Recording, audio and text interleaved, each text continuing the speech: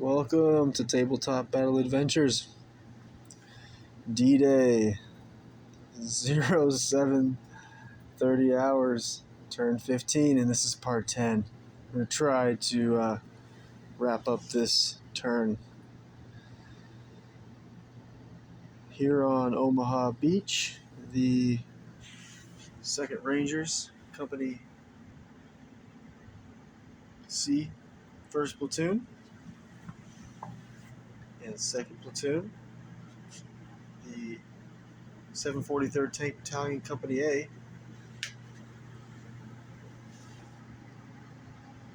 and from the left flank, about to mid-table, is the 116th Infantry, Company A, 1st Platoon.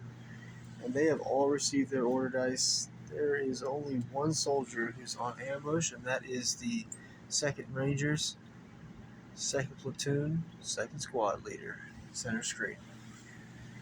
As for the 916th Grenadiers, 1st and 2nd Platoon, there's a few units on ambush.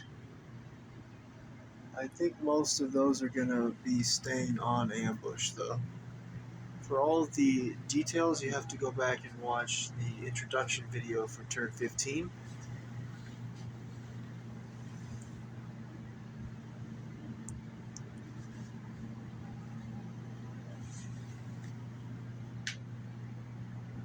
So pretty much wrapped up on this battlefield. Over in the hedgerows, we still have a lot of a lot of orders to be given out here. The 506th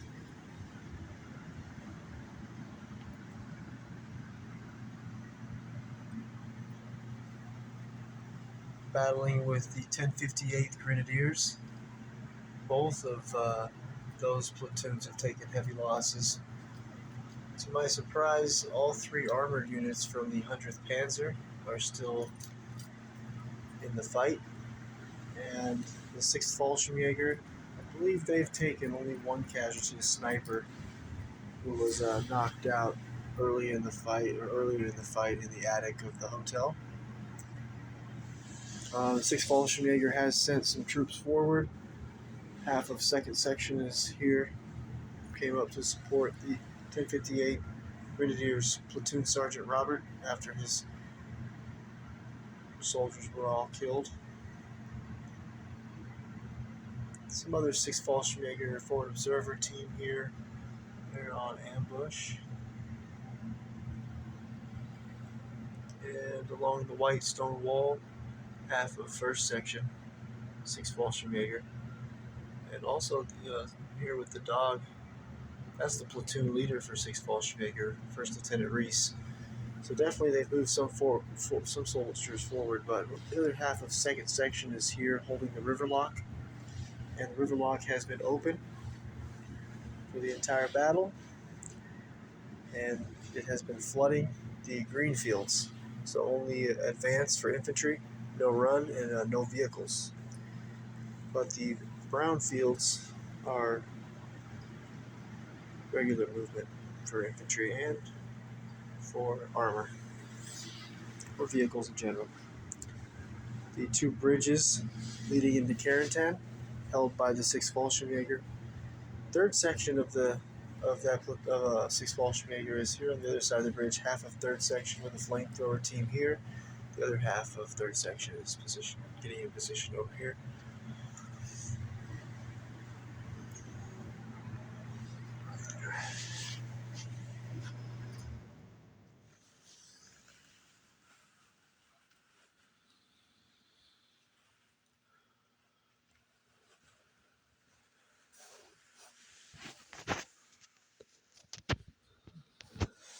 Let's give out some orders. See what kind of action we can get into. First dice, German. 1058th Grenadiers Platoon Sergeant.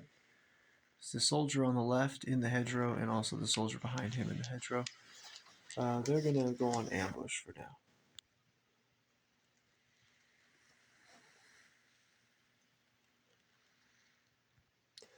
Sixth Fallschirmjäger, 3rd Section, 2 riflemen, center screen. defending the bridge will go on ambush.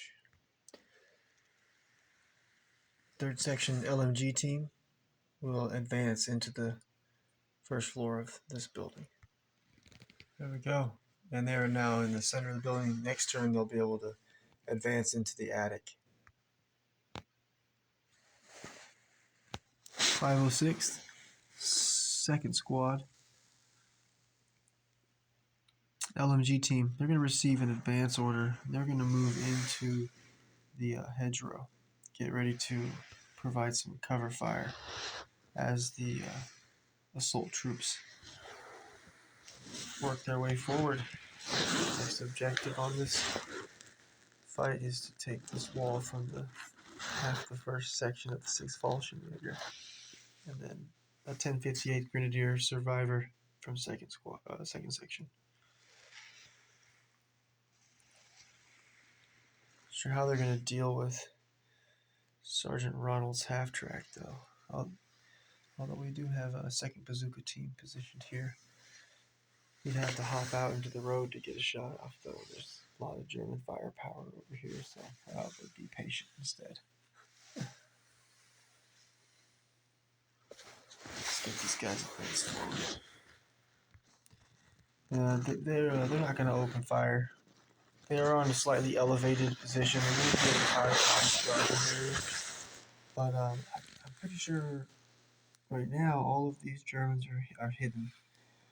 That reminds me, currently all of the U.S. and German forces who are positioned in hedgerows are hidden.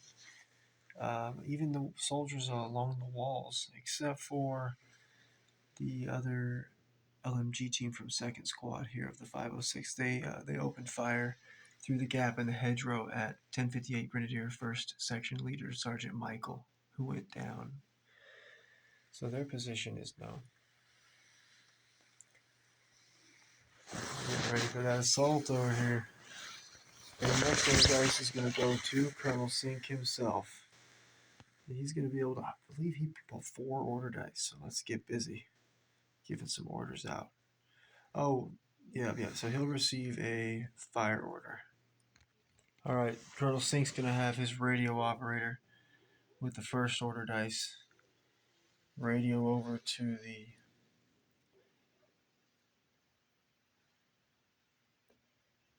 LMG team. I'm sorry, the light mortar team who's looking for a new target this turn.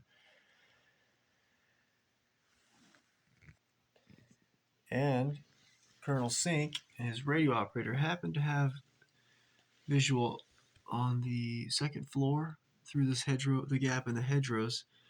They have so the window, the center window of the 2nd floor of the farm complex is the current target of the medium mortar team from the 506th. But they haven't fired at the window on the right, which has a hidden sniper, and the window on the left, which has the other LMG team from 1058 Grenadiers 3rd Section.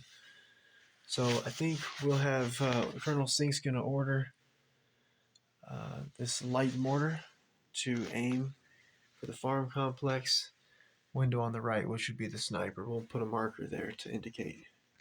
Incoming, needing a 6. If you can pull it off.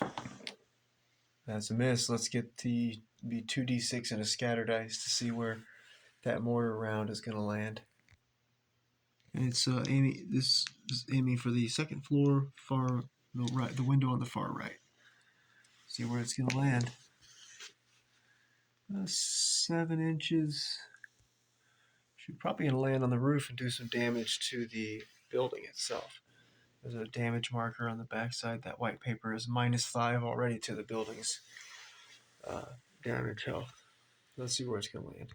Mortar round lands on the roof, and the building will take D6 hits. That's 6 more hits. That's 11 damage to this building so far. But the building can take, so I can calculate it really quick. For example, this building center screen is at 12. So probably we're looking at a lot of points. You're going to have to hit it 50 times or so. But it could happen. Alright, next time the light mortar will be hitting on a 5. Next order for Colonel Sink is going to be, they're going to radio over to the medium mortar this time. And they're going to change their target from the center window where there was an LMG team from 3rd Section of the 1058 Grenadiers, but they vacated when the mortar targeted them. So they're going to move that marker over to the other window on the left, which has the other 3rd Section LMG team. There we go. Fire order. Needing a 6 to hit that window. Does the LMG team go down?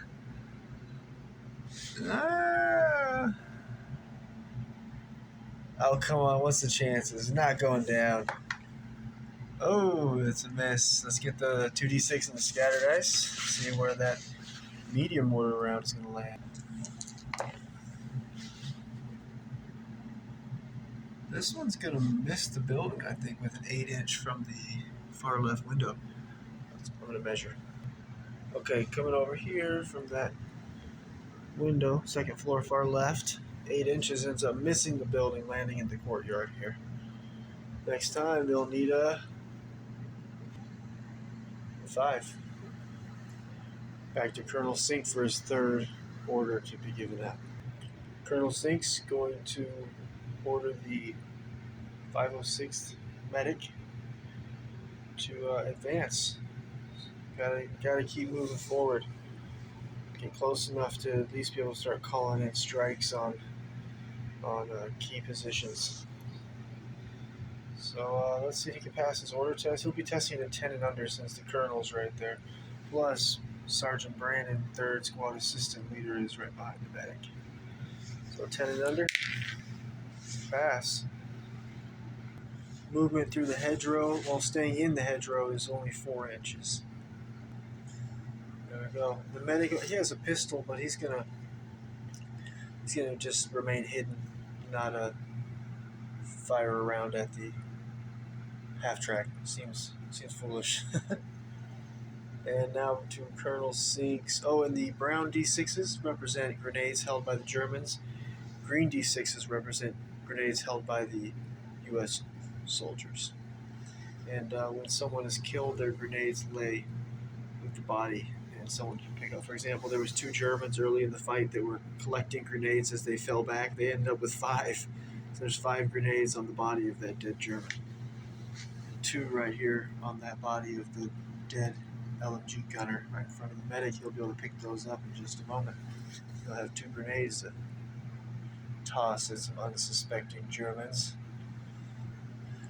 Colonel Sink's final order dice. I think since we have this flamethrower team on ambush, that really gives us a good protection against, say, Sergeant Ronald's half-track moving forward on the assault and trying to kill us. So I'm going to go ahead and have Colonel Sink's going to order the 2nd Bazooka team to advance. We need to get them up.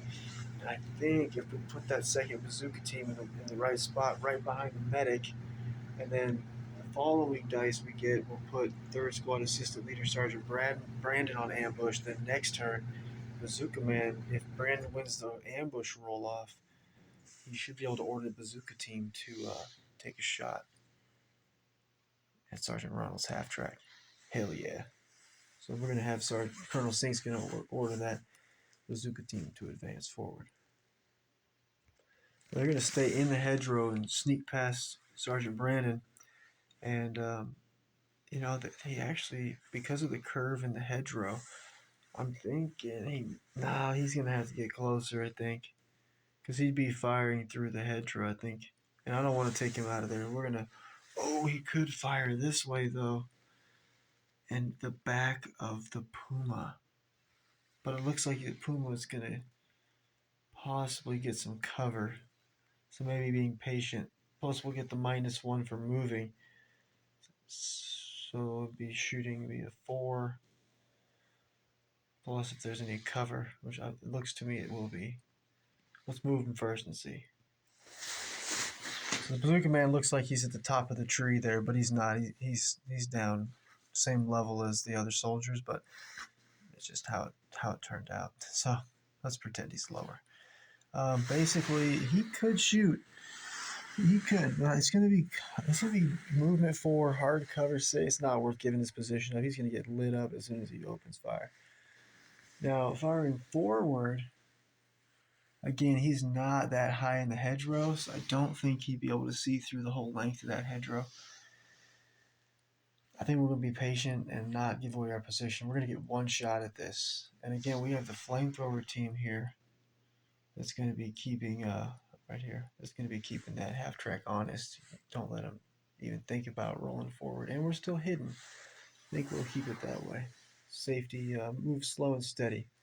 And that was Colonel Sink's final order dice. 6 Fallschirmjäger, flamethrower team. It's going to receive a run order. They're going to run over and end up right here in front of the debris, ready to move into this destroyed building. See if anybody comes across that bridge. Flamethrower team waiting for them. It's going to be really tough for the 506 to get past.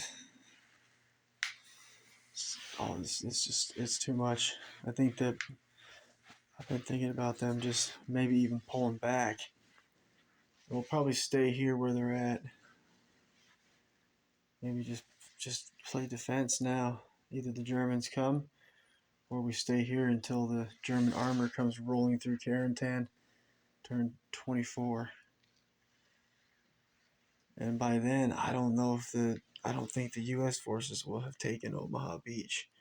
So they have to take the beach, and then they need to move their armor up that road in order to end up at the end of these roads heading into Carentan, before the German armor, turn 24, can start making their way. So I think it's worth sacrificing the 506 if I can just somehow get to those bridges, destroy them, or make the 6 Fallschirmjäger destroy them if they're worried that there's so many to fight through. Anyways, enough speculation. I think it's U.S. Vice next. 3rd Squad Assistant Leader Sergeant Brandon's going to go on ambush. I think I want to put him on ambush so that he'll be able to act first over on this attack here next turn. There we go. Sergeant Brandon on ambush. 6 Fallschirmjäger, Ford Observer, Spotter, Radio Operator Extraordinaire. He's going to receive an advance order. He can only go 4 inches through the rubble. There we go. I'm going to get him in this attic up here. Over here, we'll be able to see, call in some support on this flank here. 506, 2nd Squad Leader, Sergeant Braden, receives an advance order. He's going to move up to this hedgerow. He's also going to order the 3rd Squad LMG Gunner to advance, who's going to end up in this hedgerow here.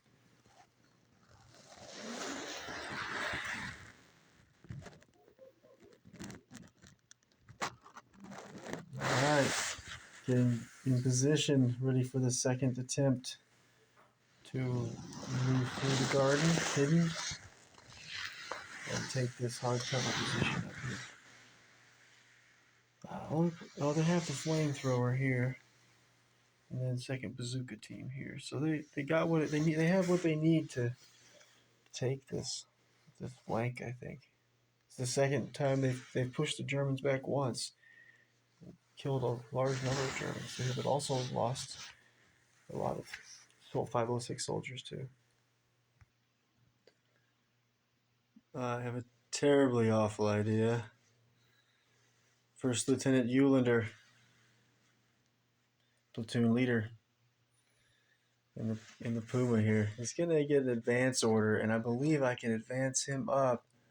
And if I can get to where he's close enough so he can see through, if he gets up to this hedgerow, he might be able to see Sergeant Travis's scout car. And if not, he can also fire right at the LMG team that's position has been, they gave their own position away. So we're going to advance forward and see if we can get a shot on either Sergeant Travis's Sergeant Travis's scout car, or if not, second plan LMG team from second squad. We're going to keep our front armor to the scout car just in case. Okay, I'm going to have to measure. He's bumped up against the hedgerow now. And he can turn though, can't he? Because he's very maneuverable. I only used 4 inches. Let's measure. Okay, so it is definitely 6 inches, 5-6 inches from the cupola through the foliage. So no, he will not be able to see Sergeant Travis's scout car. However, we're going to turn the gun, see if we can put some shots on the LMG team. Yeah, they're going to be able to take that shot. So, let's see. They can't go down. So I think it'd be hitting on a 3. It's a hard cover, but it would be down to soft cover because it's because the HE round.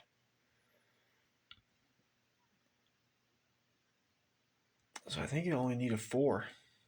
Is there a movement penalty for the Puma? I don't think so. It's a recce vehicle. So yeah, I think we want machine guns would be 3s.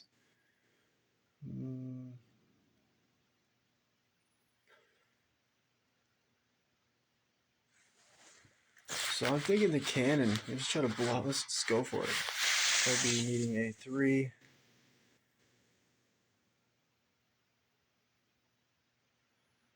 So that'll be a 4. Oh, could go real bad here for the LMG team. One shot here. Machine guns be hitting on 6s though. Is that better? Odd? No. No, we're gonna go with the cannon. Let's see what happens. All right, I think it's just a 4.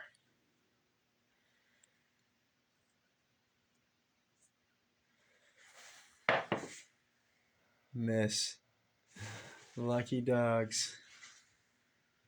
Okay, close range of the shot is just going to be 1d6 into scatter dice to see where that shot's going to go. So it's going to land right off, just to the side of them, but I don't think it's going to hit their buddy either. The sniper, Sergeant Caleb there. Oh, got lucky. Close call. They survive. And that's the only gun. Let's see. Yeah, that's it. You only have to say MMG or the medium AT. So, all right, missed his chance to get some kills.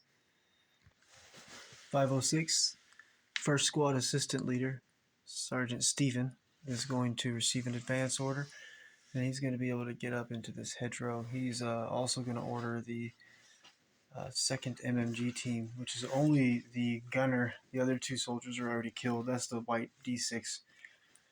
Represents 1 soldier left. So he's got an MMG and 3 grenades. So he's going to order that soldier to drag his equipment forward and get into position amongst the dead Germans. And everyone is hidden up here, so the first squad assistant leader there, Sergeant Stephen, he's not going to open fire on anybody. I'm going to stay hidden for now. With that enemy artillery strike coming in right here, maybe I don't want to move him up to that spot. We want to fall back.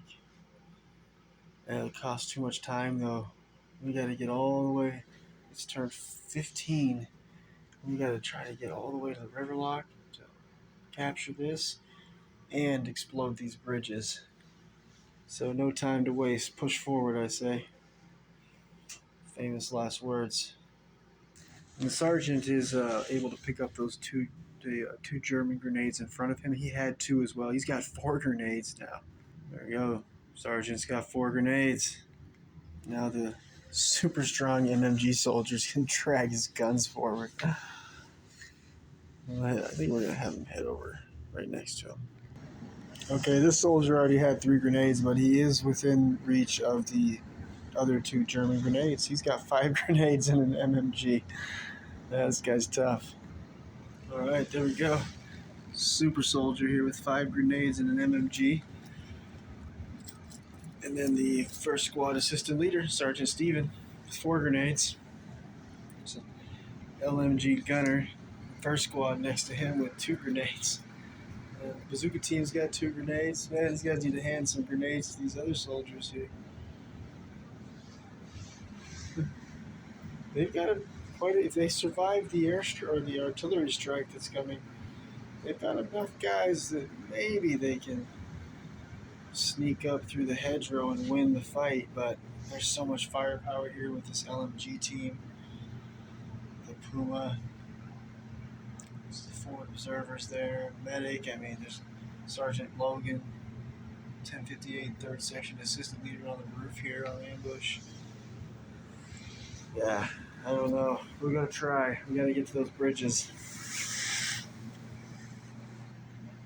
Well, it's late here for me, and so I was trying to get it all done tonight for part 10, but looks like in 3 nights from now I'll be able, I think, to wrap up this turn, part 11. And still a lot of action. A lot of units haven't gone. Sergeant Travis's scout car hasn't gone.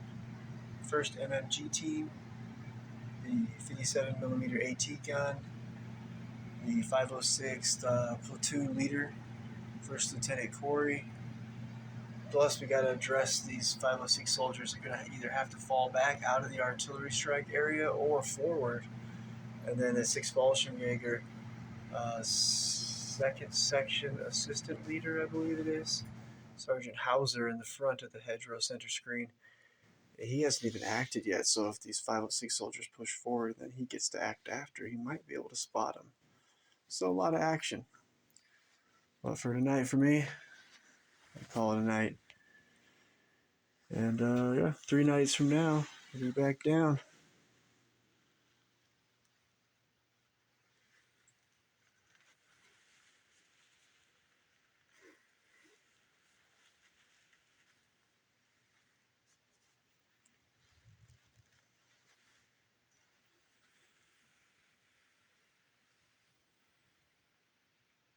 All right, see you next time.